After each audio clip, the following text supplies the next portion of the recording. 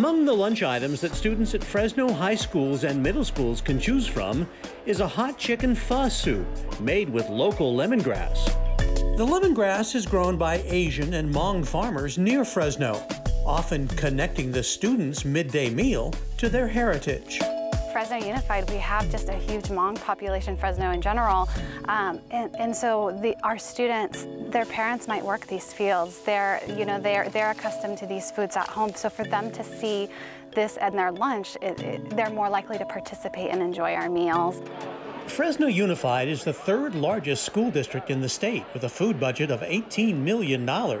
They serve more than 55,000 lunches and 30,000 breakfasts daily. The school district wants to increase the amount of locally grown food it serves, but many small farmers, especially immigrants, face obstacles to selling their fruits and vegetables to schools. Even though the application is in English, it's still hard for a lot of our farmers to understand the process.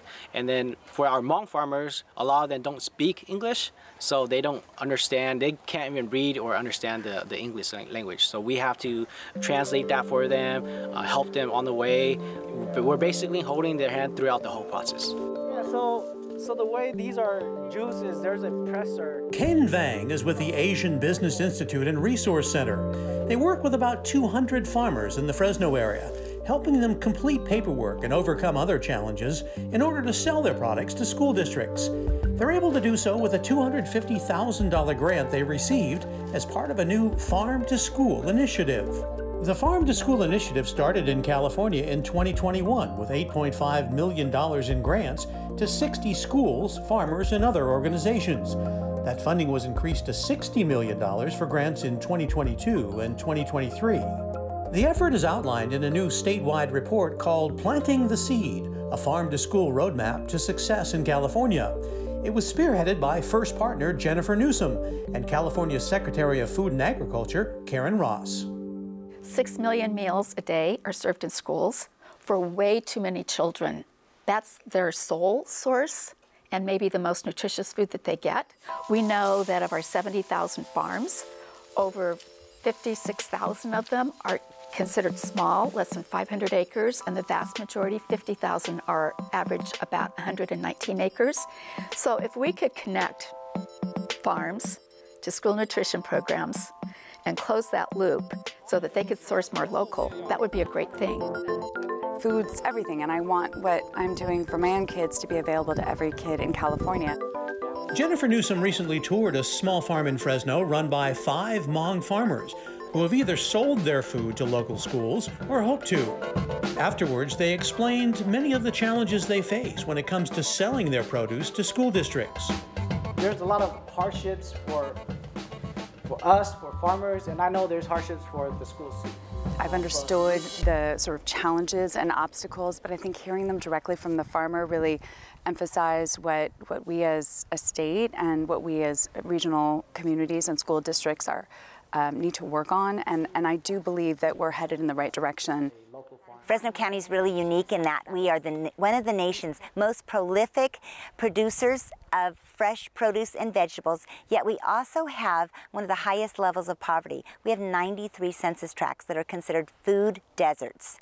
And that means that we really need to promote an interdependence, a respect, a relationship between our farmers and our students so that they just understand that healthy lifestyle is so important. This farmer, speaking through a translator, expressed his hope of becoming a vendor for Fresno schools because his herbs and vegetables are healthy options for kids. The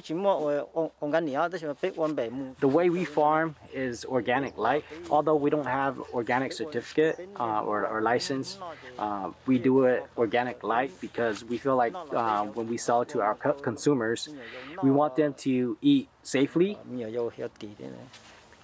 The farm-to-school grants are also available to schools to expand their own school gardens or farm programs, nonprofits, and other organizations working to increase access to fresh, local food for students. Many of these were schools that were already embracing farm-to-school. They might have had a farm garden there on the premises, but they really wanted to expand that.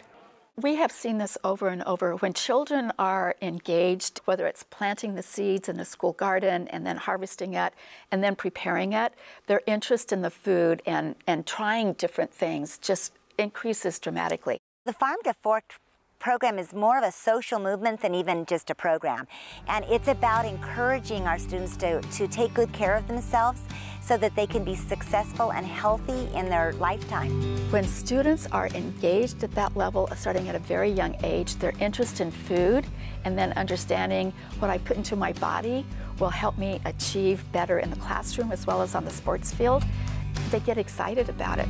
We're living in a time with a lot of extremes, a lot of income inequality, racial inequities, and climate crises. And I think that what we can do here in California with our farm to school programming is tackle all three, while also ensuring that our children are sound and healthy in mind and body by, again, feeding them the healthiest of food. School nutrition teams serve nearly 6 million meals to California school kids every day. During the pandemic, nearly 1/4 of all low-income California families relied on food from schools to cover shortages in their home. Students nationwide participating in the National School Lunch Program and School Breakfast Program receive 47% of their daily calories from school meals. These meals often serve as the kids' healthiest sources of fruits, vegetables, and other foods.